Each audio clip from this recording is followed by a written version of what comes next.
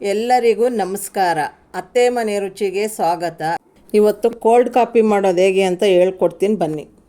ಒಂದು ಲೋಟ ಹಾಲು, ರುಚಿಗೆ ತಕ್ಕದಷ್ಟು ಸಕ್ಕರೆ, 1 tea spoon coffee powder, ice. ಸಣ್ಣ ಜಾರ್ ತಗೊಂಡು 1.5 ಟೀ ಸ್ಪೂನು ಸಕ್ಕರೆ, ಕಾಫಿ ಪೌಡರು, ಅರ್ಧ ಟೀ ಸ್ಪೂನ್ ಆಗಷ್ಟು ಹಾಲು ಹಾಕಬೇಕು. ಜಾಸ್ತಿ ಹಾಕಿದ್ರೆ ಚೆನ್ನಾಗಿರಲ್ಲ. ಈಗ ಒಂದು ಲೋಟ ತಗೊಂಡು ಐಸ್ ಹಾಕ್ತಾಯಿದ್ದೀನಿ. ಲೋಟಕ್ಕೆ ನಾವು ಆರಿಸಿಟ್ಕೊಂಡಿರೋಂಥ ಸಕ್ಕರೆ, ಕಾಫಿ ಪುಡಿ ಹಾಕ್ತಾಯಿದ್ದೀನಿ. 2 ಟೀ ಸ್ಪೂನು. ಇವಾಗ ಕಾಯಿಸಿ ತಣ್ಣಗೆ ಆಗಿರೋಂಥ ಹಾಲು ಹಾಕ್ತಾಯಿದ್ದೀನಿ. ಈಗ ಮಿಕ್ಸ್ ಮಾಡಿದ್ರೆ ಕೋಲ್ಡ್ ಕಾಫಿ ರೆಡಿ ಆಗುತ್ತೆ.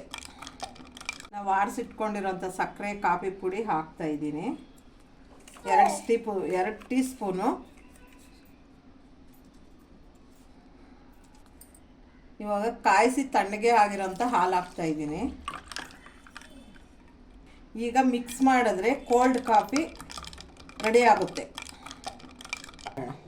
ನಮ್ಮ ರೆಸಿಪಿ ನಿಮ್ಗೆ ಇಷ್ಟ ಆಗಿದ್ರೆ ಲೈಕ್ ಮಾಡಿ, ನಿಮ್ಮ ಫ್ರೆಂಡ್ಸ್ ಆ್ಯಂಡ್ ಫ್ಯಾಮ್ಲಿಗೆ ಶೇರ್ ಮಾಡಿ, ನಮ್ಮ ಚಾನಲ್ಗೆ ಸಬ್ಸ್ಕ್ರೈಬ್ ಆಗಿ.